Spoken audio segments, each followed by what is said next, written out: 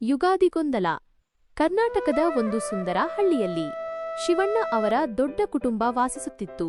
ಶಿವಣ್ಣ, ಅವರ ಹೆಂಡತಿ ಲಕ್ಷ್ಮಿ, ಮಗ ರವಿ, ಮಗಳು ಚಿನ್ನು ಮತ್ತು ಅಜ್ಜಿ. ಯುಗಾದಿ ಹಬ್ಬ ಬರಲು ಇನ್ನೊಂದು ದಿನ ಮಾತ್ರ ಬಾಕಿ. ಮನೆಯಲ್ಲೆಲ್ಲ ದೊಡ್ಡ ಸ್ವಚ್ಛತೆ ನಡೆಯುತ್ತಿತ್ತು.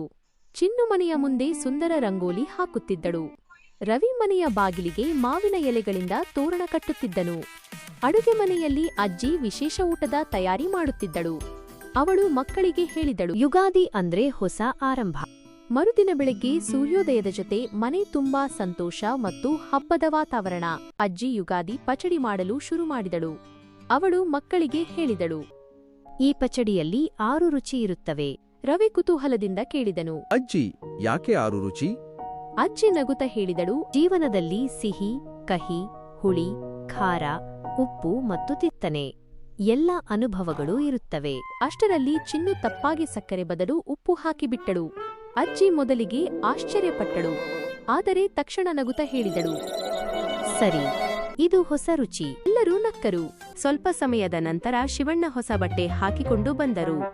ಆದರೆ ಅವರು ತಪ್ಪಾಗಿ ರವಿಯ ಚಿಕ್ಕ ಶರ್ಟ್ ಹಾಕಿಕೊಂಡಿದ್ದರು. ಮಕ್ಕಳು ನೋಡಿ ಜೋರಾಗಿ ನಕ್ಕರು. ಶಿವಣ್ಣ ಕೂಡ ನಗಲು ಶುರು ಮಾಡಿದರು. ಸ್ವಲ್ಪ ಸಮಯದ ನಂತರ ಎಲ್ಲರೂ ಒಟ್ಟಿಗೆ ಕುಳಿತು ಹಬ್ಬದ ಊಟ ಮಾಡಿದರು. ಮನೆಯಲ್ಲೆಲ್ಲ ಸಂತೋಷ ಮತ್ತು ನಗು.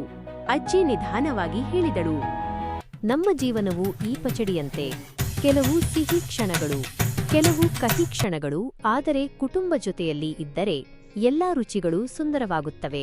ಎಲ್ಲರೂ ಮೌನವಾಗಿ ನಗುತ್ತ ಯುಗಾದಿ ಹಬ್ಬವನ್ನು ಸಂತೋಷದಿಂದ ಆಚರಿಸಿದರು. ಜೀವನದಲ್ಲಿ ಏನೇ ಆಗಲಿ, ಕುಟುಂಬ ಜೊತೆಯಲ್ಲಿ ಇದ್ದರೆ ಎಲ್ಲವೂ ಸುಂದರವಾಗುತ್ತದೆ.